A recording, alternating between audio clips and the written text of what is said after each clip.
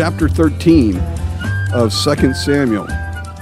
Throughout this study thus far, David had experienced in the first 10 chapters or so of 2 Samuel much victory. He was triumphant in battle. He was going through the enemy territory, just taking numbers, cleaning up, doing great, until that fateful time when all the other kings were going off to war and David stayed home. Got disengaged. Didn't stay in the battle, so to speak, but pulled back a bit. And when he did, he was tempted. And when he was tempted, he pursued after. And when he pursued after, sin was the result. Ultimately, death. Because the wages of sin is death. You know how that story went. We don't need to recap it, really. David and Bathsheba, you see, and Uriah, her husband. David went from just some minor lust to adultery and murder very quickly, and then tried to cover it up and hide it for a year until the prophet Nathan came to him and exposed his sin. And David broke and was restored. And this is something that is important for us to understand. David was forgiven for his sin and restored back to the Lord. No doubt about it. In that story, Nathan said, God's not going to let you die. He's not going to kill you for this. But he said, this is going to be a problem for you. The sin that you've committed is going to be kind of a carryover in your life because there are consequences to it. And there in chapter 12, in verse 10, we're told that the sword, David, will never depart from thy house. In other words, there's going to be trouble. There's going to be heartache because the sword is not going to depart. There's going to be a perpetual problem now because of this. In other words, there was a great sin involved with David, wasn't there? Most of us would say, wow, man, adultery and murder? Whew, bad. Bad, David. How could you do that? And God knew David would do that when he anointed him king, didn't he? Just like he knew you and me would continue to sin even after he saved us. David's no different than we are. We understand that. And we understand that, hey, he is forgiven. He is restored. However, there's going to be a sword of consequence in his life, in his house. And this morning, I want to talk about what children learn from their parents, because this is the result of what David's life would be really engaged in from now on. What's that? Putting back together what he allowed to fall apart. And make no mistake, folks, many of us, if you are here today, you may very well know this truth, that you are possibly to this day putting back together lives that were shattered years ago. Things that you did, things that you allowed, things that you were a part of, like David. And you spend now your time, much of it, dealing with things that took place years ago. Not that, again, the forgiveness of sin isn't in place. It is, obviously.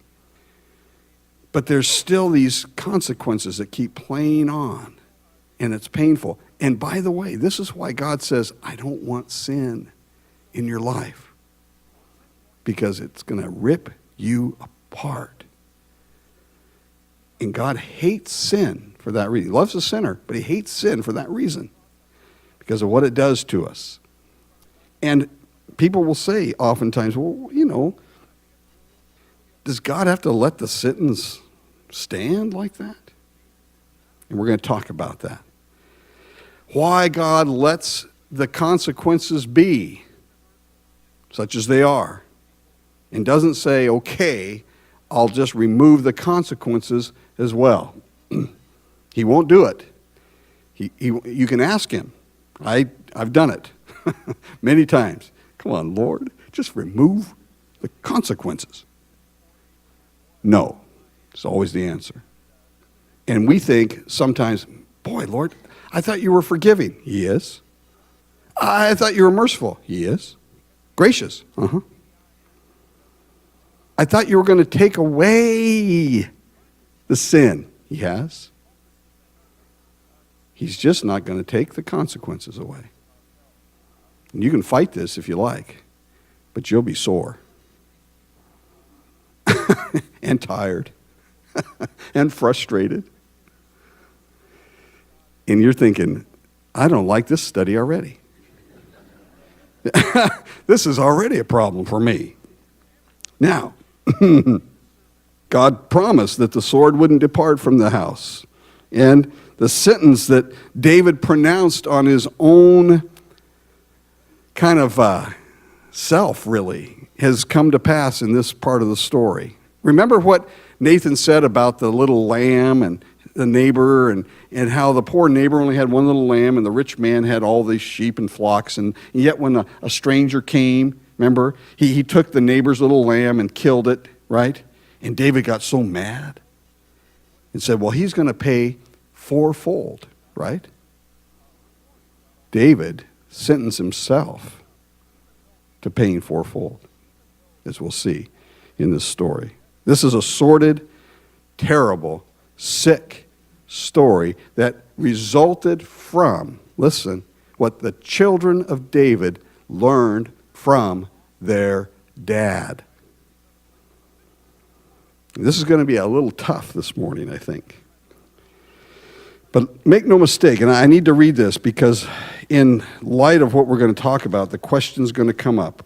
And I think it's important that we look at this. Galatians chapter 6. This is the New Testament rendition of what David's experiencing in his life. This is the principle that's pictured for us in David's story. And it's just a few verses, but I need to just read them to you. Galatians 6, beginning with verse 7. Be not deceived. God is not mocked. For whatsoever a man soweth, that shall he also reap. For he that soweth to his flesh shall of the flesh reap corruption. But he that soweth to the Spirit shall of the Spirit reap life everlasting. Let us not be weary in well-doing, for in due season we shall reap if we faint not. Make no mistake, Paul says. God's not mocked. In other words, you don't fool God. You don't kid God. And if you go ahead and sow that seed of sin, it's going to reap corruption. It's going to reap havoc in your life. If you sow seeds of the Spirit, walking in the Spirit, you will sow, and what you sow, you reap. And what will you reap? Life, joy, peace. You see, the fruit of the Spirit, as Paul will say there in 5:22, the fruit of the Spirit is love and joy and peace and long-suffering and gentleness and goodness and faith and meekness and temperance. There's all that if you sow to the Spirit. If you sow to the flesh, what do you get? Flesh. And what is the wages of sinful flesh? Death, you see. There's a death. David's going to experience that in a huge way. Also, I need to read one other verse to you. 1 Corinthians chapter 6. Because this ties in, and then we're going to get into this story that's so difficult in so many ways. Verse 12. Because some people will try to live this out, and this is going to tie into where we're going to talk today. Verse 12 of 1 Corinthians 6. All things are lawful unto me, Paul says, but all things are not expedient. All things are lawful for me, but I will not be brought under the power of any. Paul says, look, don't be deceived. God's not mocked. You sow seeds of flesh, you're going to reap it.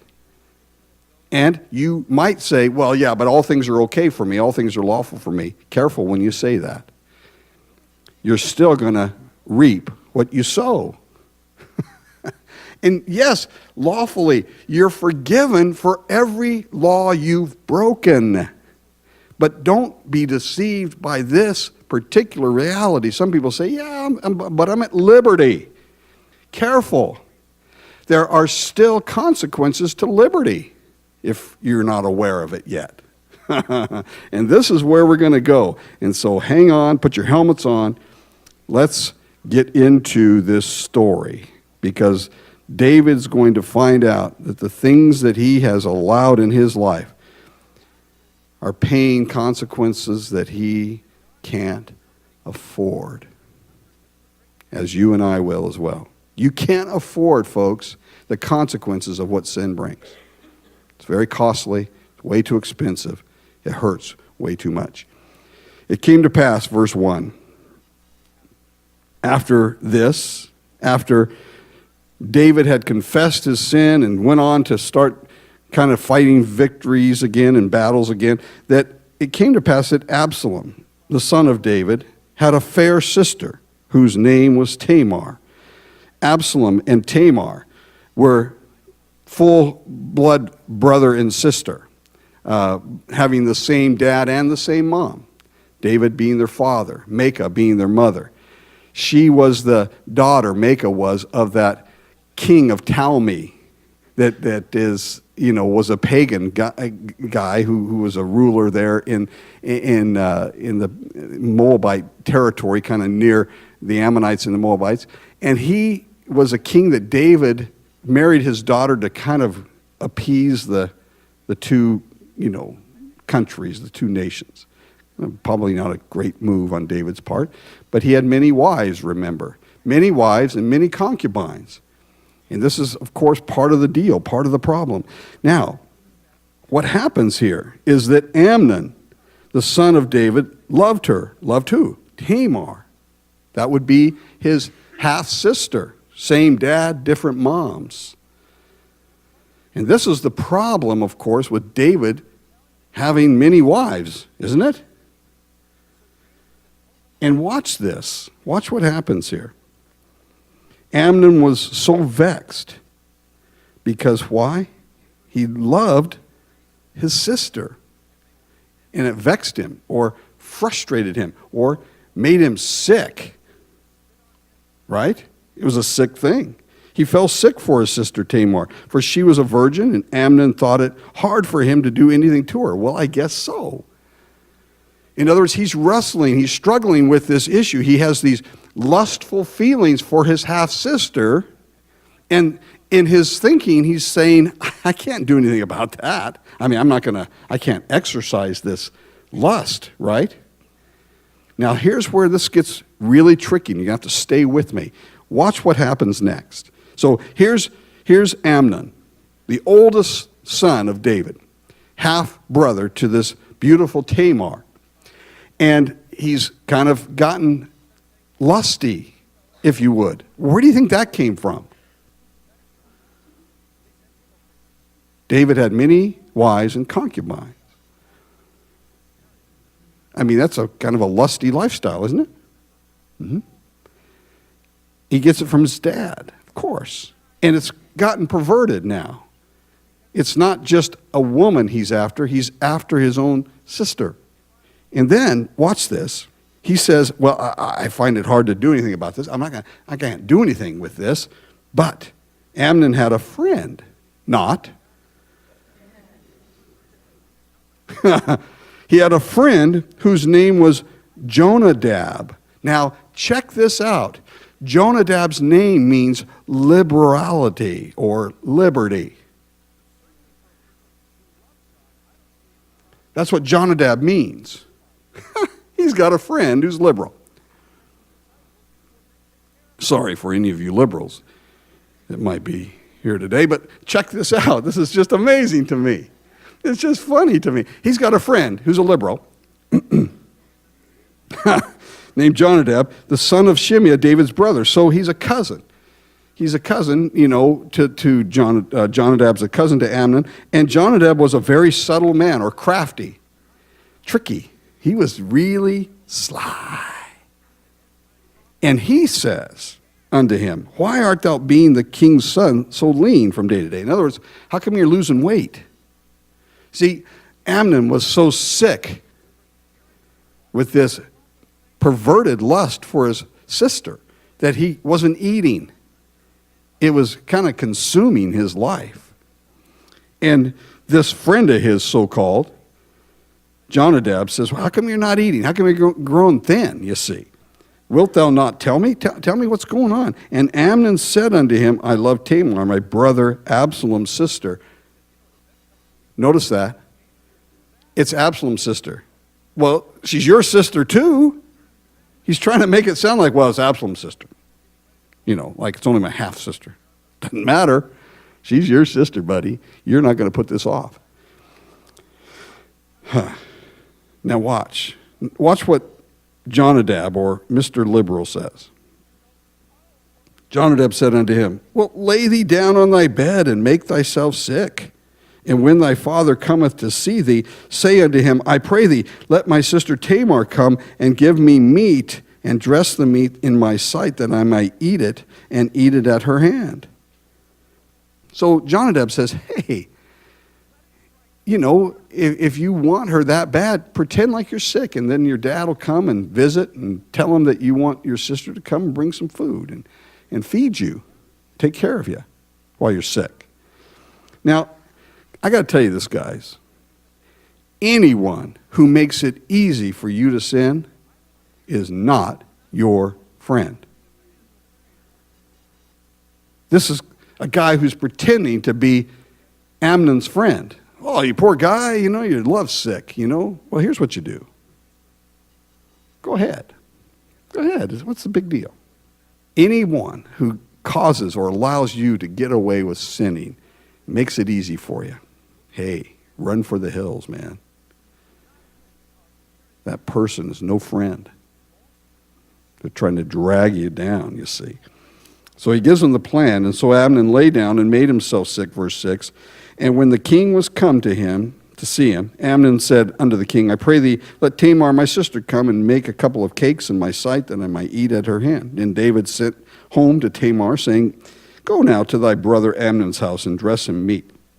So Tamar went to her brother Amnon's house, and he was laid down, and she took flour and kneaded it, and made cakes in his sight, and did bake the cakes.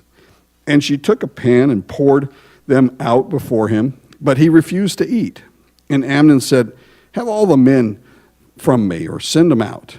And they went out, every man from him. And Amnon said unto Tamar, Bring the meat into the chamber, that I might eat of thy hand. And Tamar took the cakes which she had made, and brought them into the chamber to Amnon her brother. And when she had brought them unto him to eat, he took hold of her, and said unto her, Come lie with me, my sister. And she answered him and said, Nay, my brother, do not force me, for no such thing ought to be done in Israel. By the way, Leviticus 18, around chapter 9, the law was clear. You know, you don't uncover your sister's nakedness, or have sexual relationships with your sister or anybody else in the family, as that text will go on to say. The law was clear. This wasn't confusing. This wasn't a gray area, you see. But this influence of liberty, listen, had twisted Amnon's thinking into thinking that, well, this is, you know, it's okay. Because his friend, you see, convinced him so. So she says, as he's grabbing her, this should never be done in Israel. It's against the law, you see. Do not this folly. And I, she says, whither shall I cause my shame to go? You're going to cause me such disgrace if you do this, you see. And as for thee, thou shalt be as one of the fools in Israel. You're going to look stupid and crazy and sick, like a fool. She's trying to, you see, reason with him. Now, therefore, I pray thee, speak unto the king, for he will not withhold me from thee. She's just trying to get out of this. Go talk to our dad and see if he'll let you marry me. That'll be an interesting conversation.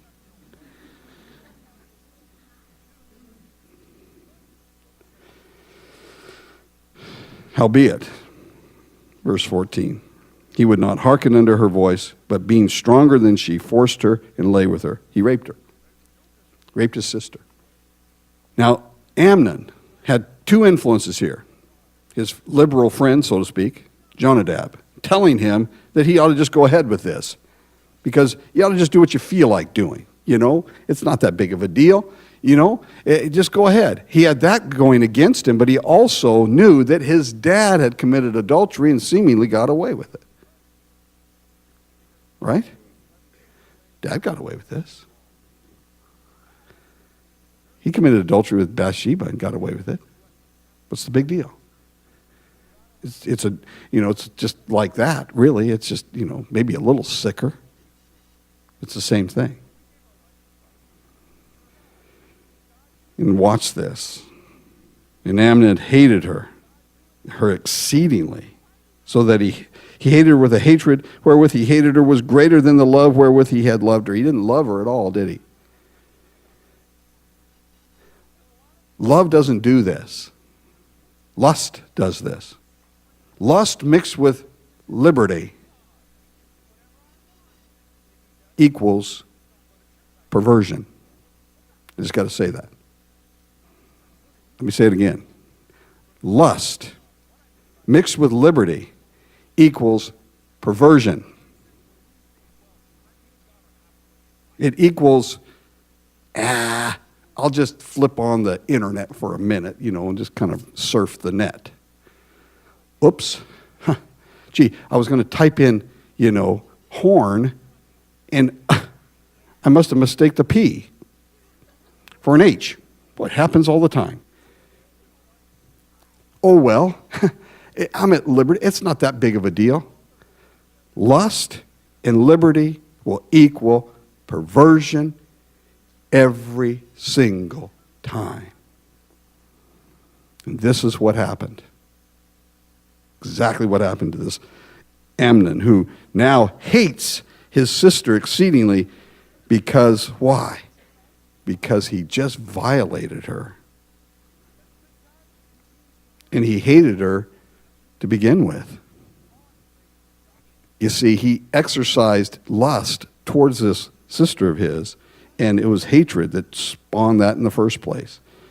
And Amnon said unto her, arise, be gone, get out. What a jerk, right? That's what you're thinking, right? What a jerk this guy is. Well, gals, you young gals, keep this in mind. Guys that want to just tell you, oh, I love you so much, and this is what they want to do. I'll guarantee you something. When it's all said and done and it's all over, you're going to hear the same type of thing. Get out.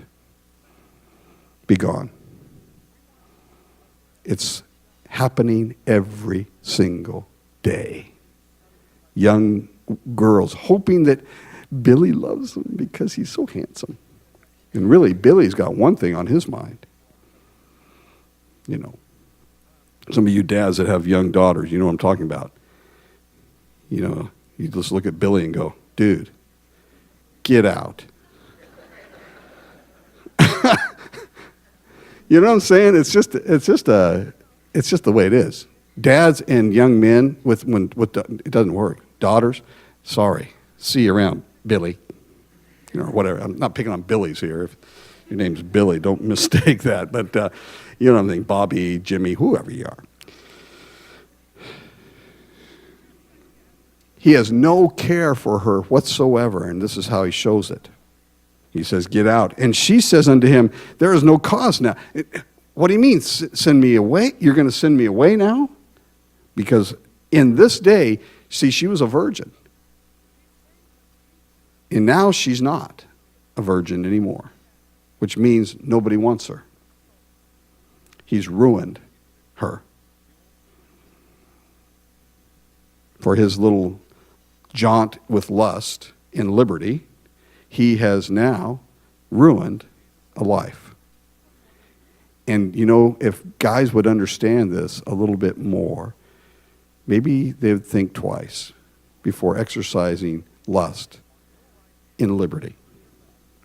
Now, she says, don't send me, there's no cause. This evil in sending me away is greater than the other that thou did unto me. If you send me away, then nobody's going to want me. And you obviously don't want me either. So this thing was terrible. But he would not hearken unto her. Then he called his servant that ministered unto him and said, put this woman out from me, and bolt the door after her. Now, what you need to understand is woman, when he says put now this woman, woman's not in the Hebrew text. What he's literally saying here is put this thing out of my sight. Now he's really a jerk, isn't he? You see. He's not even acknowledging that she's a woman now. She's a thing. Which is really, listen, which is more descriptive of how he treated her, isn't it? If she was really a person in his sight, a family member, a living, breathing soul, a person who's got feelings and all the rest, would he have done that, you see? He had convinced himself that she was just some object for him to exercise his lust upon. And this is why he says, get this thing out of here and shut the door. And she had a garment of divers colors, verse 18, upon her. For with such robes were the king's daughters that were virgins apparelled. Then his servant brought her out and bolted the door after her. And Tamar put ashes on her head, which is a sign of grieving, and rent her garment of divers colors that was on her, and laid her hand on her head and went on crying. All these things picturing extreme grief in a person's life. Ashes on the head, you rip the garment in anguish, and when you put your hand on your head this way and hold it there, it's a sign that you're in mourning. She's mourning, you see, grieving. She's desolate. She's been left in desolation. And Absalom, her brother, said unto her, hath Amnon thy brother been with thee? How did he know that? How would he know that? Well, I think it was just the way that Tamar was behaving.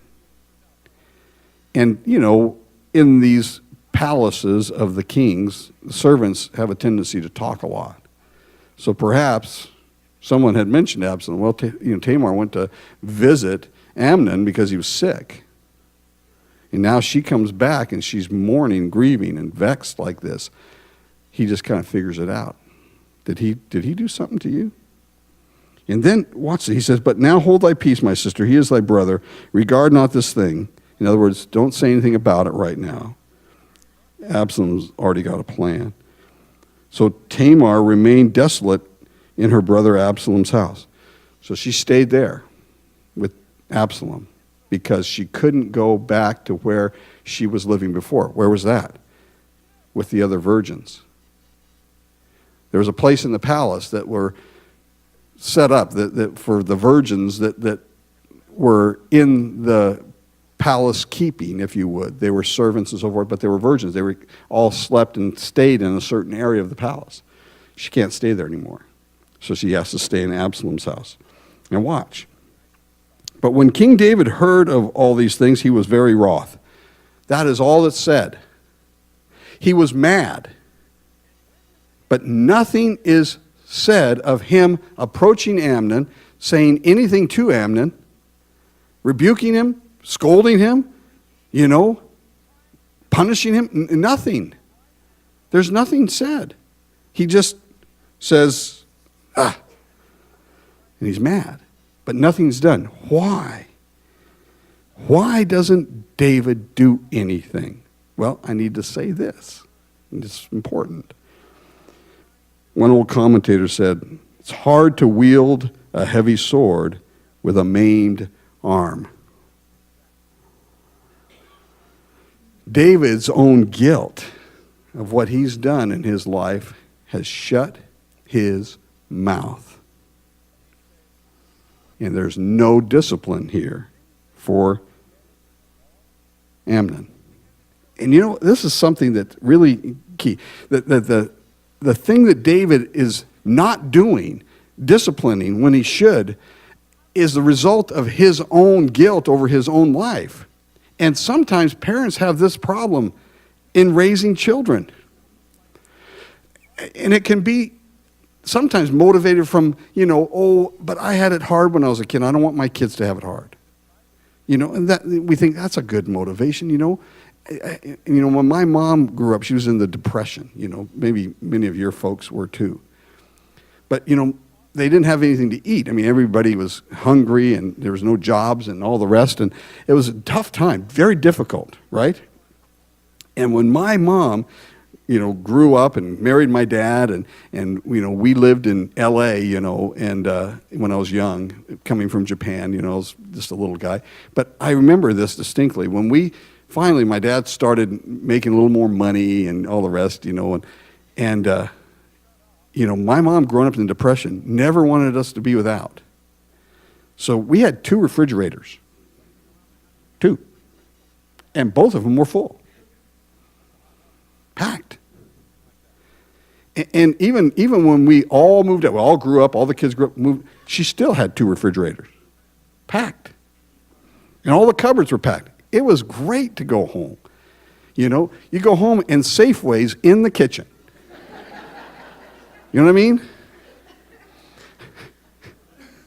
I mean? I mean, she just had everything in there. And I ate quite a bit of it,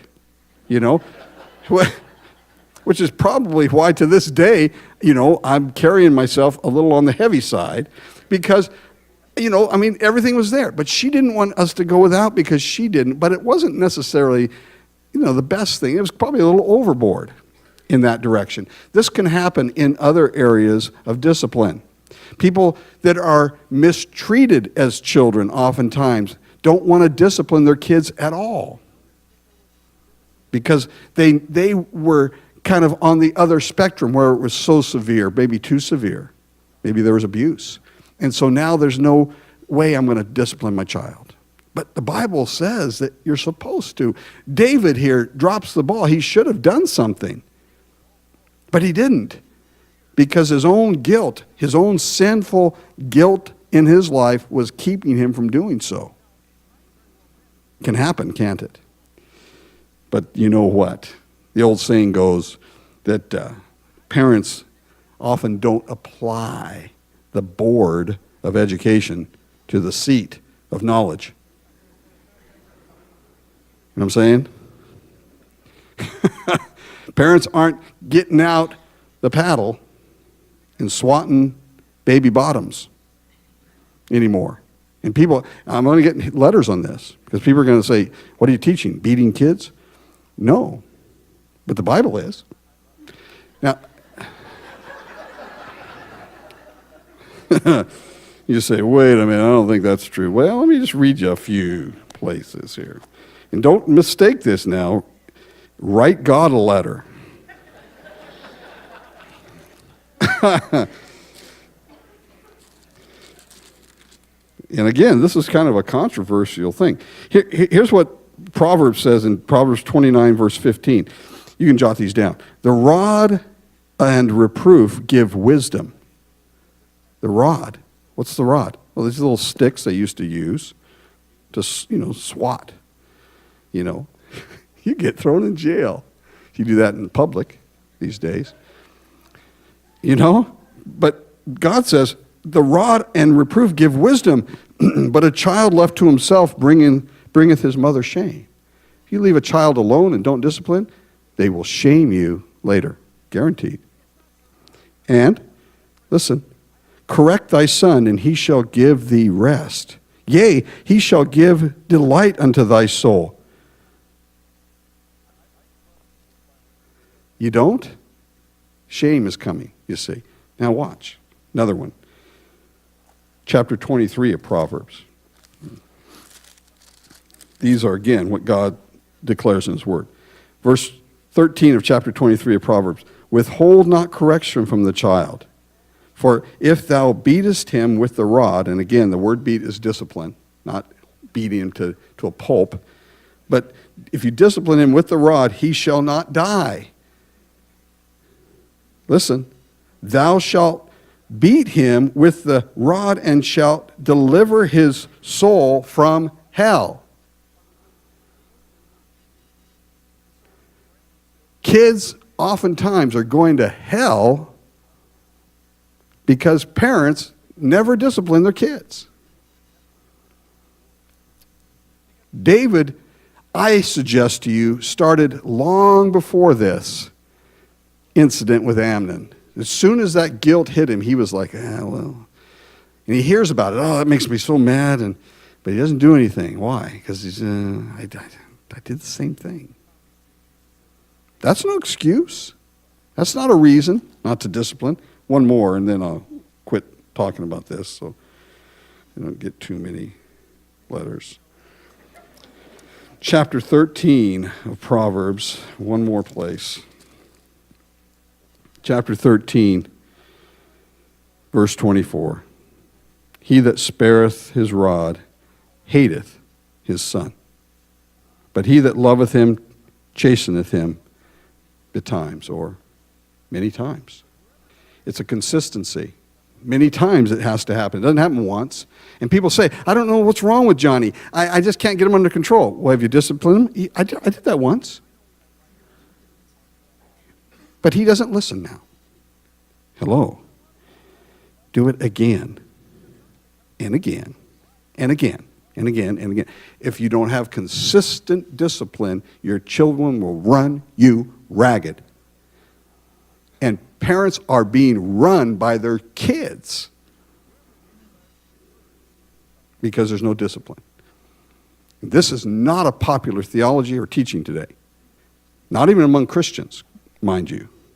Many Christians will say, oh, I didn't like that. I would never lay a hand on my son or my daughter. Well, then he'll bring you shame later on. Guaranteed. Have you met kids that have never been disciplined? Do you like being around them? No. Is it enjoyable? Watching them go, you know, and they go up and kick you in the shin, you know, and have no respect for authority, right? When I was a kid, and you just, and a parent or a grown-up walked in the room, it was like, right?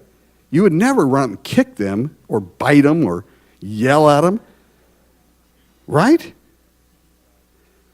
Because why? Well, I don't know about you, but my dad had the look.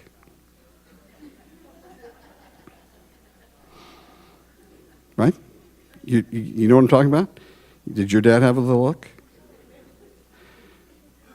You know, you're kind of going a little too far in one direction, and all of a sudden it's like,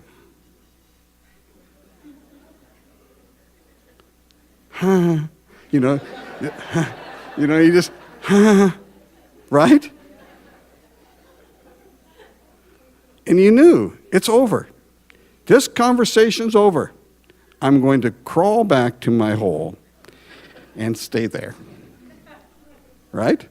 Because if you persisted, the look turned into a spanking. Heaven forbid my dad would spank me because it hurt. And you guys did this too. I know you did. You could always misbehave with mom. Right? And what would she say to get you to stop? Wait until what? Your father gets home. No, Mom, you go ahead, spank me. Please, just go ahead and spank me. Just don't tell Dad I did anything wrong, right? Because if Dad walked in after a hard day at work and Mom's in there whispering,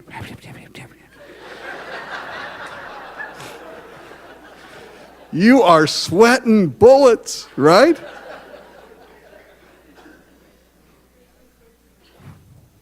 And people say, well, that's no way to grow up. Sure it is. Sure it is. Because that taught me something that I carried on through the rest of my life. And that is, people are to be respected. You don't mistreat people. You don't dishonor people. And without that discipline, people grow up and they're not respectful, and they're not nice to be around, and all the rest. People that don't discipline their kids are doing them a huge disservice because people around them will not want to be around them. Please remember that. David could not act because his own sin. But Absalom spake unto his brother neither good nor evil. He never even talked to Amnon again. Absalom was so mad he couldn't say a word to his brother. Hated Amnon because he had forced his sister Tamar. He hated him, wouldn't even talk to him. Absalom tells David, no doubt. David hears about it. I'm sure Absalom had a conversation with his dad. Dad, Amnon, what are you going to do about it? And David didn't do a thing.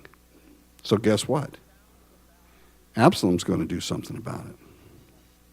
He's going to take it into his hands. Came to pass, verse 23, after 2 full years, that Absalom had sheep shearers in Baal Hazor, which is beside Ephraim. And Absalom invited all the king's sons. Absalom came to the king and said, behold, now thy servant hath sheep shearers. Let the king, I beseech thee, and his servants go with thy servant. In other words, Absalom invites King David and all the other sons, come to the festival and the sheep shearing feast and all the rest. And bring all the family, you see. And the king said unto Absalom, nay, my son, let us not all go down, lest we be chargeable unto thee. No, that's too big of a burden. That's a huge cost. We don't need to all go. And so he pressed him, howbeit he would not go, but blessed him. So Absalom said, well, come on, Dad, that's okay. I can afford it, I'll foot the bill for the feast. And David said, no, but, you guys have a good time. Then Absalom said, verse 26, if not, I pray thee, let my brother Amnon go with us. He's plotting.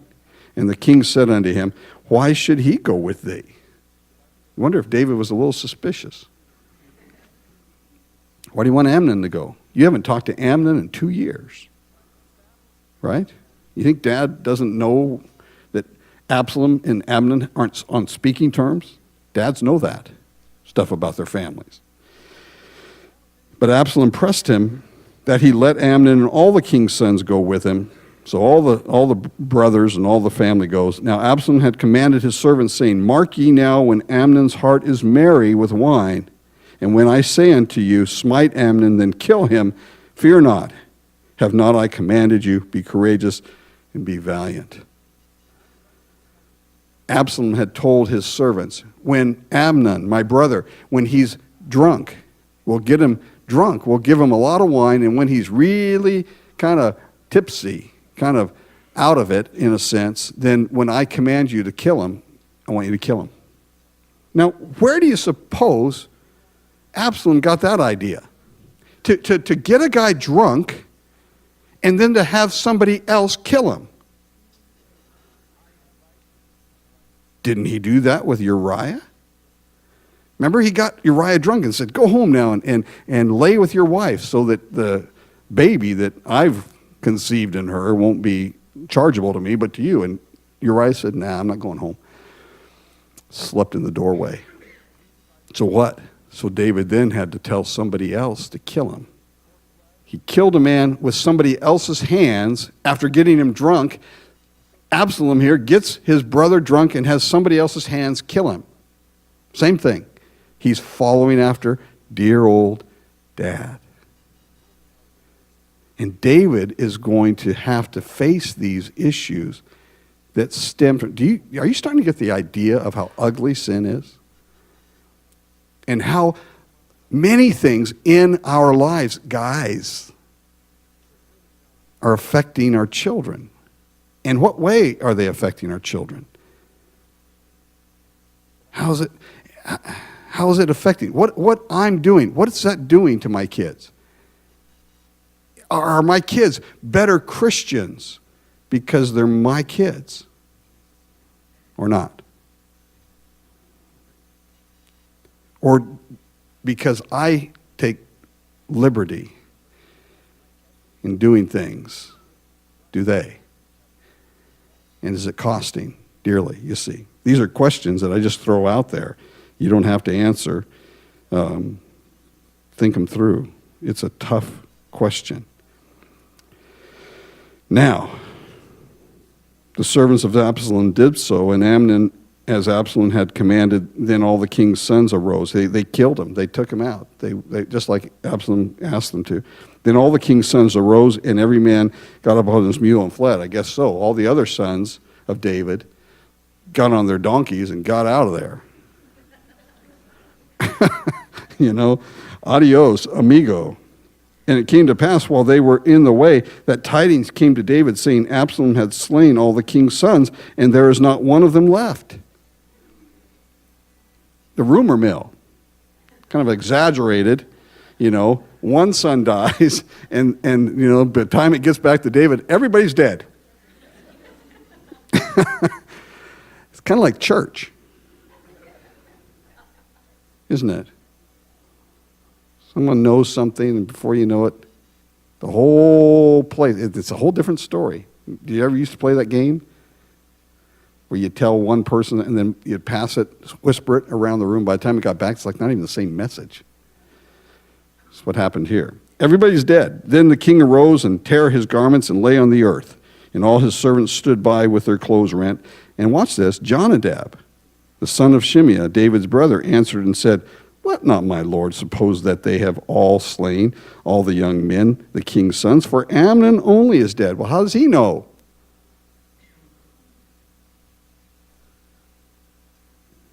I'm guessing that Absalom has confided in him. He already knows it's only Amnon that's dead. And how does he know that? Well, Absalom must have told him. For he says, by the appointment of Absalom, he's kind of confessing he knows all about it, this hath been determined from the day that he forced his sister Tamar. Absalom's been plotting this for 2 years, he says. Now this guy's a tricky guy. He's trying now to console David when he's the one that started the whole thing. And guys, that little liberty that we can take, and I'm not making a campaign here for legalism, but what I am saying is be careful that your liberty doesn't bring sinfulness into your life. Because this liberty that was exposed first, now you see he's trying to cover up and say, well, Absalom, he's been trying to kill him for a couple of years now. Well, who started the mess? Jonadab. You see. But the real problem is that Jonadab was only a link. The problem started all the way back with David's sin. You see. So he tries to say, hey, it's okay, just one son's dead, if that's going to make a huge difference. Now, therefore, let not my lord the king take the thing to his heart to think that all the king's sons are dead, for Amnon only is dead. Now Absalom fled, verse 34, and the young man that kept the watch lifted up his eyes and looked, and behold, there came much people by the way of the hillside behind him. In other words, all these people from this big feast that Absalom put on. And Jonadab said, verse 35, unto the king, Behold, the king's sons come. As thy servant said, so it is. See, I told you so, he says. And it came to pass, as soon as he had made an end of speaking, that, behold, the king's sons came and lifted up their voice and wept. And the king also and all his servants wept very sore. They were just grieved over this thing that just happened. Absalom has now taken the oldest brother Amnon's life. Killed him. And all these other brothers were witnesses to it. But Absalom fled and went to Talmi, the son of Ammihud, king of Geshur, and David mourned for his son every day. Absalom went to his grandparents' house on his mom's side, the pagans. So Absalom fled and goes there, and the soul of King David longed to go forth unto Absalom, for he was comforted concerning Amnon, seeing he was dead. So David receives comfort, finally gets consoled over Amnon, and then desires to see Absalom again. People say, how could he do that? It's his son. He still loves his son, even though this has happened. Now, a couple of notes, and then we're done. But here's the thing. David was reigning in Israel. He was the reigning king, but death and sin were reigning in his own family's life. And this reminds me of something. It's very, very pertinent, I think, to this story. Our King, Jesus, is reigning in heaven. But his family, much of it, are living in sin and death. We're part of the family of God. But just like these guys, this family of David, part of the king's family, and yet look how they're acting. And I'm going to tell you this again because it's so vital, I believe, to where we're at in our lives. Oftentimes, we're faced with this decision every single day. They, just like we, part of the king's family. He's reigning, but how are we living? And the result of how we're living has come from, I believe, this one area which has been used to deceive and to trick and to bring people down, and that is, it's okay. You got liberty. And Paul would say, God forbid that you would use your liberty to sin, because it turns things ugly real fast, you see. So, yes, he's reigning in heaven, and he's reigning ultimately in my life. But I'll tell you something. Just because Christ reigns doesn't mean that sin and death aren't going to reign in your life if you let it. And I'll tell you, liberty's the means, the avenue. Just saying it's all right. It's okay. Doesn't matter. And Paul says, if that causes another to stumble, or if I'm bound up by that in any way, shape, or form, I know that's a red flag. Get it out of here. So, here's the question. In your liberty, if I come over to, listen, if I come over to your house, in your liberty, can you do what you're doing if I knock on the door? And walk in and say, hey, how you doing? Fine. I'm just exercising some liberty. In other words, would that stumble me? Or anybody else that you know is a Christian? And again, people say, you're smacking of legalism again. I mean, I can't take these legalistic ones. Then I'm suggesting this to you. You've got something you're doing in your liberty you know is keeping you in bondage. Don't let your liberty be bondage, is what Paul says. Heaven forbid that you do that, you see.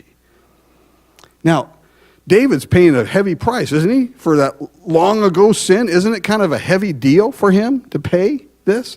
Why isn't God going to just let him off the hook? Why doesn't he just relieve the consequences of the sin he committed years ago? Why not? This is what we originally started talking about today. And here's the thing. In this world, guys, if forgiveness meant no painful consequences, then the blessing that God might want to bless you with in that, taking the consequences away, would turn out to be a curse of more sinful behavior. Guaranteed. I'm thankful for the consequences of sin. Oh, I don't sit there and go, wee, this is so much fun. Experiencing the trauma of what my sin has brought to me. I don't like it in that sense, but I'm thankful for it. Why? Because whenever I experience the consequence of sin, I remember vividly what that feels like when I'm tempted to sin again. And it causes me to say, no. I know what that feels like. And if I hadn't had the consequence for that sin previously, then I would just feel like, hey, it's okay. Talk about liberty. Whoa, without consequences of sin, we'd all be really doing the liberty thing, wouldn't we? On and on we'd go, and our sin would become even more wicked and more harmful in our life. That's why the Lord lets it be, you see. David was forgiven, restored, but he had to still live out the consequences of his sin. And you and I do too. This is something that I think if we would just get a grip on today, just a little bit more, and say, you know what? I really believe that the Lord would have me be involved with this or not be involved with that to this degree that it won't affect somebody else in an adverse way, and it doesn't cause me to be stuck or bound up by it, and this thing will have no consequences in that respect where I will be paying for this. In other words, okay, I agree with Paul. You're at liberty to do certain things. But if you got to pay for it later, is it really liberty? And is it really worth it? See, there's some things you can do and you won't pay. In fact, they'll pay you those things. What do you mean? I mean, walking in the Spirit and saying, hey, I'm just living for the Lord. I'm just doing this because the Lord says so in His Word. I'm just going to obey it. That'll pay dividends. What kind?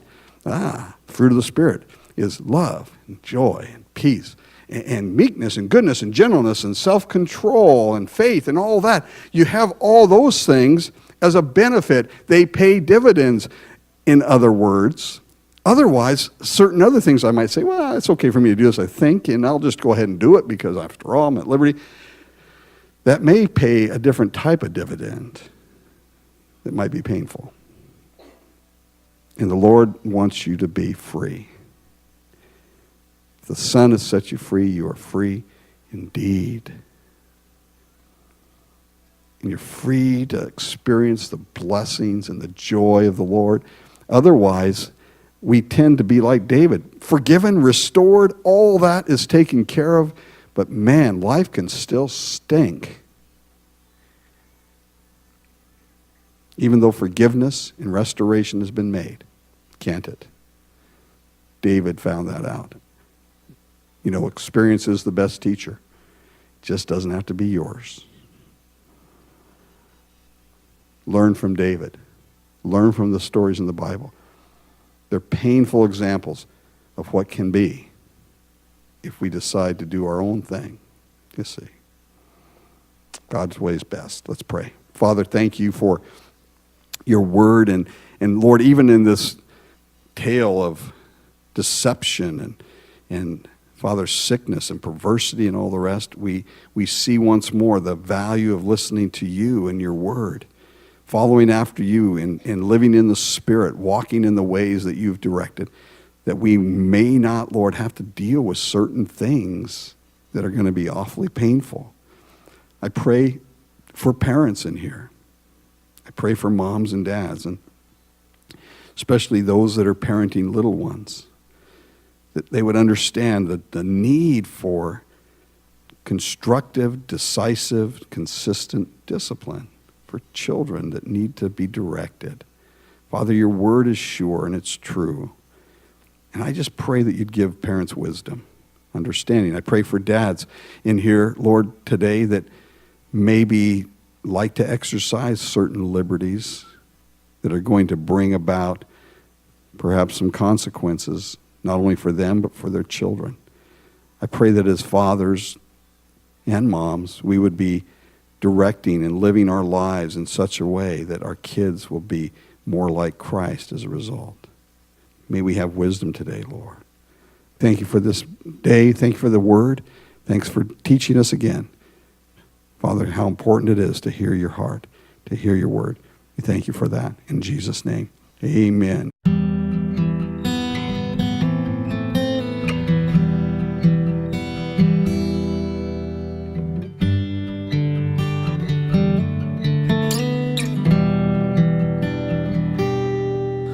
Oh come, Emmanuel,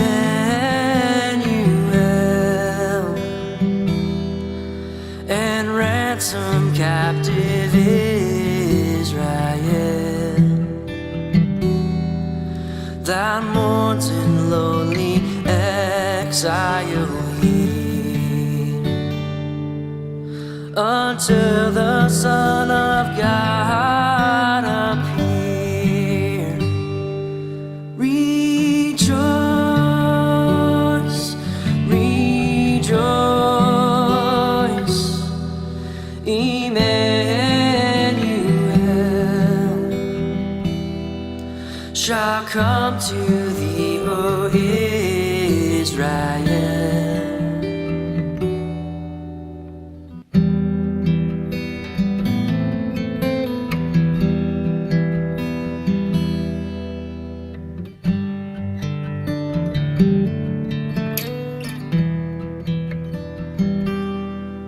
Oh, come thou day